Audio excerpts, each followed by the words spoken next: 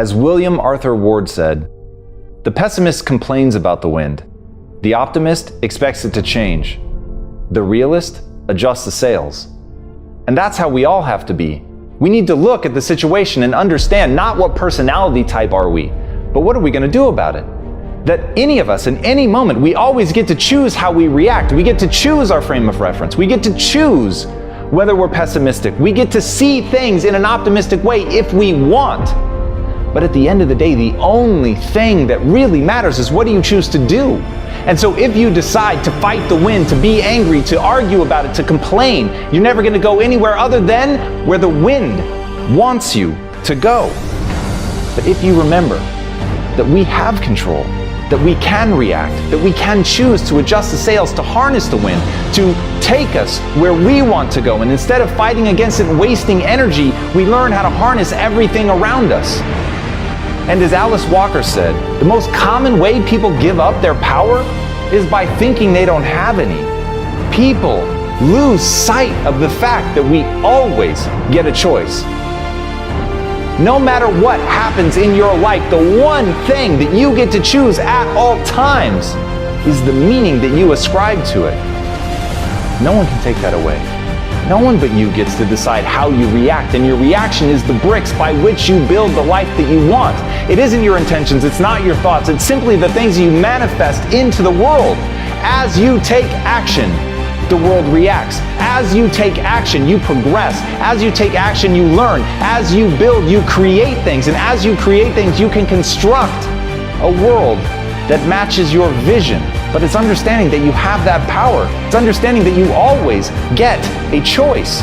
And you lose that power when you give that up. You lose that power when you take the emotional security of complaining, of negativity, of pessimism. But if instead, you're not only optimistic, but you're an action-oriented realist who knows there's always something to do to take advantage of the situation. And that's what I want for you. I want you to understand you can always take advantage. You can always ask a question as powerful as, how is this worst thing that happened to me actually the best thing that ever happened to me? And when you flip your mindset like that, nothing in the real world changes, but suddenly you see everything differently. And that thing, that bad thing that you were stressing about, that you were crying over, it becomes empowering.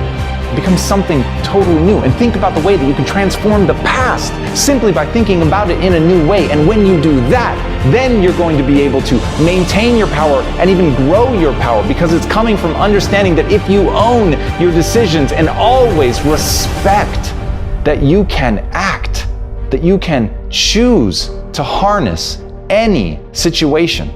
When you remember that, you're in control. And when you're in control, you can go wherever you want to go. I want to dispel a myth for you. It's the talent myth. It's the belief that some people were just born with more than others, that some people are naturally gifted and some aren't, and that's just the way the cookie crumbles, and whatever you're going to be is essentially determined by how you started, that your DNA is exactly your destiny. I'm here to tell you right now, that's bullshit. It's just not true. It's not the truth of the way that humans are designed. As a species, we're the ultimate adaptation machine. The very thing that puts us at the top of the pyramid is our ability to adapt. It is the fact that the brain is plastic, that it responds to change, it responds to stressors, it responds to repetition. And repetition is a slave to obsession. As Conor McGregor said, there's no talent here. This is hard work. This is an obsession. You could be anyone if you put in the time. That's one of the greatest athletes of our time telling you that he's not the result of genetics. He's not the result of natural gifts. He hasn't been bestowed something by God. He has shown up day after day in the most mundane of conditions. On the cold days, on the hot days, he put in the work because he was obsessed with what he could become. And that repetition that you need to actually gain a skill follows that obsession. So in you right now, today, you want to start building that obsession. You want to look at it like an ember that can become a raging fire, but it needs your time and attention. It needs your time and attention. You've got to take that interest. You've got to take that spark of desire and you've got to fan the flames. You've got to turn it into that obsession. And from that obsession, if you put in the work, if you do the things day in and day out, the backbreaking work, pushing through the pain, fighting through feeling like an idiot, fighting through embarrassment, getting up, brushing yourself off, doing it again, practicing, putting yourself at somebody's feet and asking, what could I have done better? Not look at the things that you're doing well, but look at the things that you're doing wrong. Look at the things that you're doing poorly, staring at your inadequacies with no loss of pride. Because the only thing you value in yourself is your willingness to do that, your willingness to work your ass off. And as Sylvester Stallone said, I'm not the richest, smartest, or most talented person in the world, but I succeed because I keep going and going and going. And that's the secret. There's nothing more than that. The people that you see that win at the highest level, they were the ones that didn't give up. They're the survivors. And you've got to ask yourself, am I a survivor type? Am I the type of person that continues to push through when it gets hard, when it gets boring, when I feel lost, when I don't know what I'm doing, when I have no faith in myself, even in that darkest hour? Can I push forward? Can I accept that the human body will respond to that stress? It will respond to that stimulus, but I have to show up and I have to do the work. And so that's the beautiful thing. You're not going to separate yourself based on your genetics. You're not going to separate yourself based on who your parents were or where you were born. You're going to separate yourself by showing up when you don't want to. You're going to separate yourself by pushing forward when it hurts. You're going to separate yourself by always moving forward, even when the forward is falling on your face. So never lose sight of that. It's the person that keeps going that can't be defeated. Here's the hard truth about getting great. It takes time and dedication. It takes a willingness to accept that you're not yet good enough. It takes the ability to stare at the places that you know that you're weak, to really look at those things and not let it affect your sense of self-esteem and not let it affect your sense of self-worth so that you can still get the momentum going. But you have to understand that in the beginning, we're all terrible. And as Henri Cartier-Bresson said, your first 10,000 photographs are your worst. And so the thing that really makes great art are the people that continue to push and the people that continue to work and face how inadequate they are and really understand that at the end of the day, greatness is a craft. Greatness is a process. Greatness is a habit. Greatness is the little things that you do every day over time, going out every day unafraid of whether or not this is one of the 10,000 terrible things that you're going to do. It's being unafraid to make those mistakes. It's being unafraid that you're not yet great. And as Marianne Radmacher said, courage doesn't always roar. Sometimes courage is the quiet voice at the end of the day saying, I will try again tomorrow. And that's it. If you want to be great, that's what you have to do. You've got to get up again tomorrow. You've got to be willing to face another day. You've got to be willing to accept that you've got to get through the bad ideas before you can get to the good. You've got to understand that you have to start as an apprentice. You have to start as a person going and getting tea, and you have to accept that that's the job that you should be playing, that you should be working for somebody else. You should be looking up to somebody else and seeing what they can teach you, because what you know is that you're there to learn. What you know is that you're there to get through the 10,000 bad photographs that you need to get through to ultimately achieve greatness. And if you make the catastrophic error that so many make, to try to tell the world that you're extraordinary today, to try to get the world to follow you and look up to you and think that you're something today.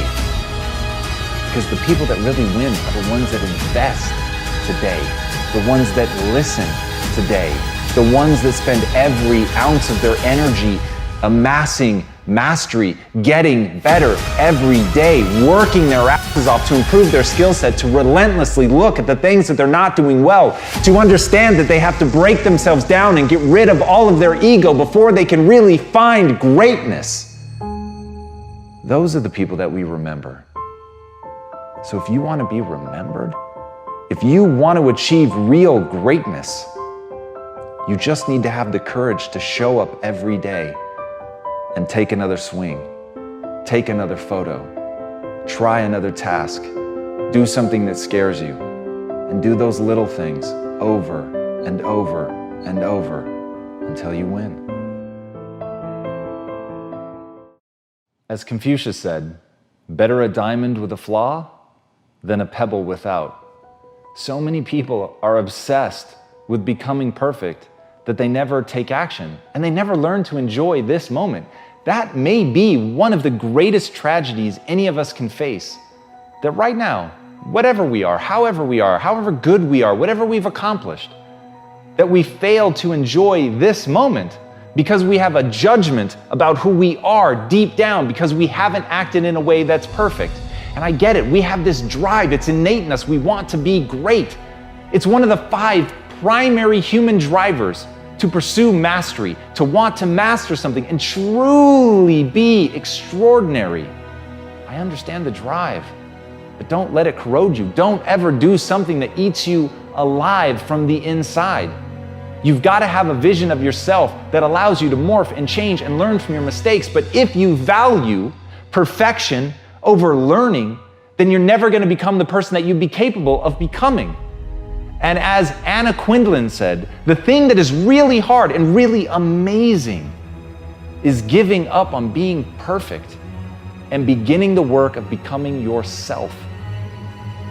Confucius talks about the diamond for a reason. All of us are something precious and amazing and truly will never be again. Given your unique DNA, the way that you were raised in the time period that you were raised in, you will literally never find this exact mind again. And so if you've ever wanted to feel special, there it is, you are special. No one will ever have that exact combination again. But if you're striving for some notion of what you should be, some vision of what perfection is and what it means, then you're not going to have the space to really be you, to find out what it is about you that's special, that's rare, that isn't like other things, which means that you don't fit in, which means that you are not average, which means you actually have the chance to be extraordinary. If only you open yourself up to being different. When you're willing to be the outcast, suddenly you can think differently, suddenly you can be different and act differently, and suddenly you can be so different as to be truly useful. Because you're coming at something from a totally unique perspective, and that unique perspective to you may be ugly, it may be bent, it may be broken, it may be imperfect, but it's never going to happen again. It's never going to happen again. And when you understand that, live it to the fullest. Understand this is it, this is one shot, this is the one you. I literally have the chills right now, because if you understand there's only one you, and you might as well be you. You might as well see what does that look like when it's taken all the way to the extreme. It's going to be different than other people. It's going to be ugly at times. It is going to be broken and flawed in some way, but it's going to be you. It's going to be unique. It's going to be different. It's going to be rare. And so truly, better to be a diamond with a flaw than the perfect pebble.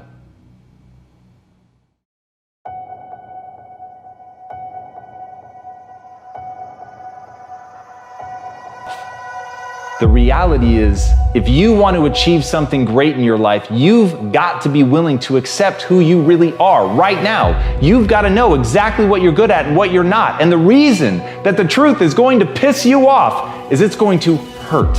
It's going to hurt to acknowledge that you're not yet who you want to be. It's going to hurt to know that you're not yet capable of the things that you want to be capable of. And it's really going to hurt to know that the things that people say behind your back, the things that they say to hurt you, that they're actually true, that they're right. They have a point. You aren't good at that thing. You aren't as good as you could be. You did embarrass yourself. You have fallen down. All of those things are almost certainly true. But when you can look at those things, when you can stare nakedly at your inadequacies, when you can really stop and not protect yourself with ego, but protect yourself by knowing that you're going to learn from where you failed. You're going to learn from the places you've fallen down. You're going to learn your inadequacies so that you can build something new, so that you can move from that place into a place of purpose, into a place of skill set where you can dominate the field because you've built those skills. But if you don't first acknowledge that you need to build them, you can never begin the process in earnest. And as Michio Kaku says, all great ideas come from a picture. You've got to know what you want. You've got to know what that thing is that you're building towards. You've got to know exactly who you're trying to become. And once you have that crystal clear vision of who you want to be, it is far easier to acknowledge who you really are. So you've got to start with that picture. You've got to accept the reality, pain and all.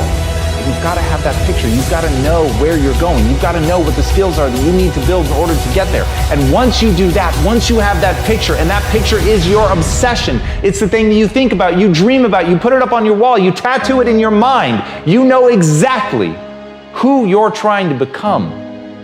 If you do that, if you're honest with yourself about where you are, and you know exactly where you want to go, you can go anywhere. As Kendrick Lamar said, it was always me versus the world until I found it's me versus me. I think that's where most of us start. We think that there's something outside that we're struggling against. We think that literally the world is against us and we're raging against something, but we don't even know what that thing is that we're raging against. And as you fight and try to make your way, and as you try to accomplish something incredible, you find that you're not making any headway. And that moment that you finally begin to break through and build something extraordinary, in that moment, the realization is that it was always you trying to figure out how to become the best version of yourself. And once you grasp that, once you let the noise die away, once you stop worrying about what other people think, what other people want, what other people have accomplished, what other people have, once you let go of all of that and ask one simple question, how extraordinary can I become? What am I capable of? What are my limits? How far can I push myself in this time that I have on this earth? Exactly how much of my potential can I wring out of myself? And by that, I don't mean something mystical. By that, I mean, how much can I become capable of? How far can I push myself? What can I build? How can I change this world? But all by doing one simple thing, pushing myself to get better every day. And as Napoleon Hill said, strength and growth come only through continuous effort and struggle.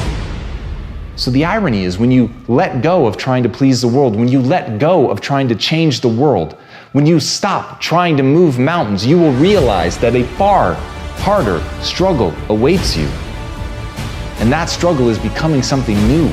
That struggle is becoming something different. That struggle is recentering yourself, finding out who you are, building yourself piece by piece until finally you realize what it takes to actually become a better version of yourself. You realize that it takes nothing less than your everything, your total commitment, every bit of focus that you have, a willingness to break yourself down so that you can build yourself back up.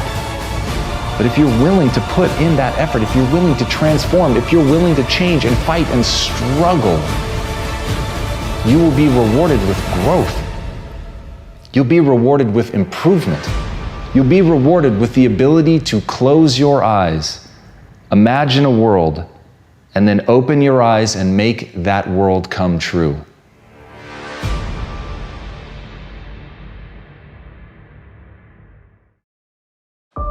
As Maya Angelou said, if you don't like something, change it. If you can't change it, change your attitude. That's some of the best advice you're ever going to hear. At the end of the day, you should always be trying to change the things that you have the ability to change.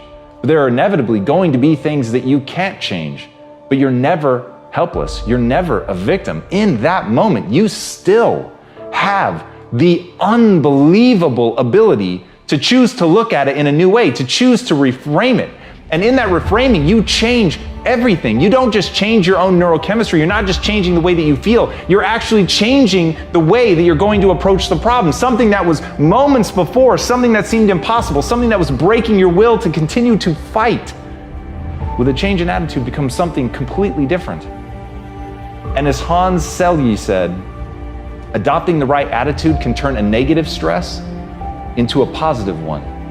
And that game of mental jujitsu is what it's about. That game of flipping something on its head, of turning something around, of seeing it in a new way so that you can act in a new way, is how you make forward progress. And understanding that, understanding the need to take control of your perceptions, understanding your need to change your perspective, that's how you begin to get ahead. Once you understand that your perspective is a choice, it is not objective truth.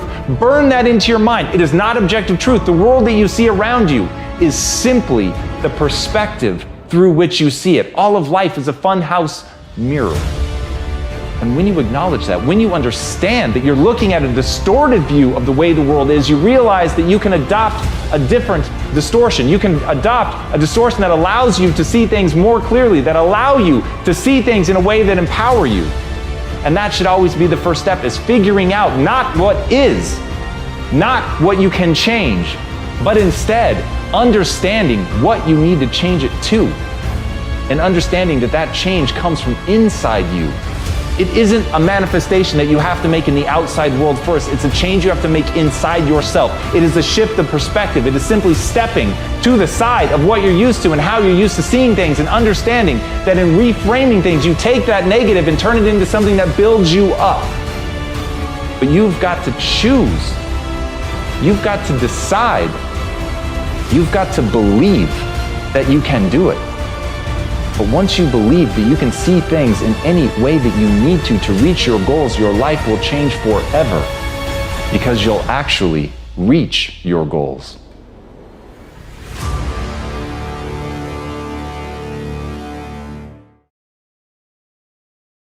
As Martin Luther said, "Even if I knew that tomorrow the world would go to pieces, I would still plant my apple tree." Some things you build whether you can control the outcome or not. Sometimes it's the process that is the thing that's meant to be enjoyed. It's the process that you're meant to invest in. And rather than always thinking about the goal, the outcome, or what you're going to get out of something, focus on the something. Focus on the part of it that you can control, because you can't always control the outcome. You can't know what's going to happen tomorrow. Tomorrow's not guaranteed to any of us, and yet we all act. And yet we create momentum in our lives when we're at our best. But we do that not because we can control every aspect. We do that because we accept that there are things that we cannot control. And as Steve Maraboli said, incredible change happens in your life when you decide to take control of what you do have power over, instead of craving control over what you don't. And that's where a lot of people get lost. They focus not on what they have in their hands, they focus instead on the things that they can't control. It irritates them, it frustrates them, it's like a splinter in their mind. They can't stop thinking about the things that they don't have control over. And they're blinded to the incredible wealth that is around them, of things that they could enjoy right here, right now. That's why gratitude is such an empowering practice, to sit there and not think of the glorious things may await you in your future, but rather to think about the things that you have here in this moment. Oxygen in your lungs, a simple breeze on your face, a window in your house, someone that you love, someone that loves you. Nothing that costs money, nothing that was the pot of gold at the end of a glorious rainbow. It's not even about becoming something extraordinary and waiting for the results of that. It's simply understanding that the one thing you can control are your actions today, the choices that you make, what you get to do, how you think about yourself, the beliefs you choose to bring into your life. Those things you control. And when you understand the power in acknowledging that control and taking control and using it, that's when your life is going to begin to change. But first, you have to divorce yourself from being obsessively interested only in an outcome. If instead you build your self-esteem, you build your pride on pursuit. You build your pride on allowing yourself to care about something so deeply that even though tomorrow is not guaranteed, that you're going to plant your apple tree today, that you're going to love that process because it is the thing that you can control. You can control how you show up. You can control how you play. You cannot control how other people react. You cannot control what they think about you. But you can control what you think about yourself. You can earn credibility with yourself. You can control what you do.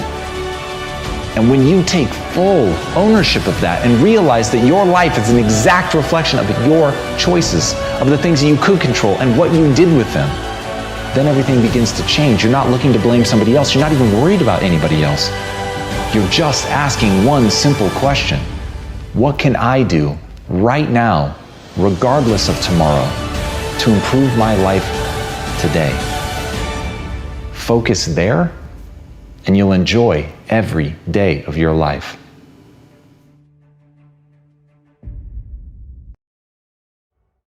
I want you to burn into your nervous system the following statement, because it is a fundamental truth of the human condition. It is literally the baseline physics of what it means to be a person.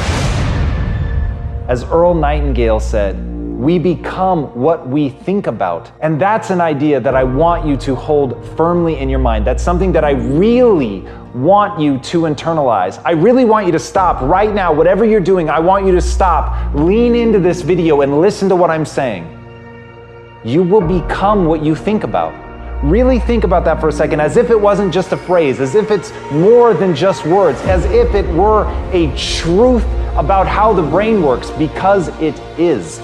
You're going to become the thing that you think about. And I know that you're dwelling on a lot of negative. I know that you're carrying a lot of baggage with you. And I know that as you think about how things might go wrong, that you believe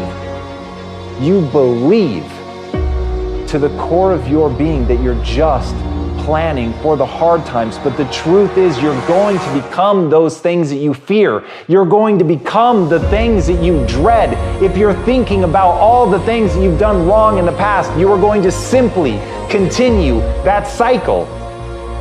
But if, on the other hand, and let this be true, let this ring in your ears with the weight of everything that I carry, if I've ever added an ounce of value to you, if anything I have ever said has seemed remotely true, believe that these are the most important words I'm ever going to say to you. If you begin to focus on positive things, if you begin to focus on your capabilities, if you begin to focus on the potential that you have, if you really dig in, build those skills, drive towards something beautiful, something amazing, something that leaves you in awe, that you want to create, that you want to become the vessel for that, then you will become that thing, because you will take those steps, because you become what you think about. And as Mark Twain said, 20 years from now, you'll be more disappointed by the things that you didn't do. So if you don't take those steps, if you don't focus on those things, if you don't manifest what you want to become, if you don't believe in it, if you don't see how real it could be, if you can't picture the version of yourself that you want to become, and even though people have told you that it's not possible for you, that the things you did in the past are never going to allow you to do that you're not smart enough, if you let that creep into your mind, then that's what's going to happen. But if you can see that vision, if you can allow yourself to believe it, then you're going to take the steps that you need to execute against that. And if you go out there and do those things, you won't.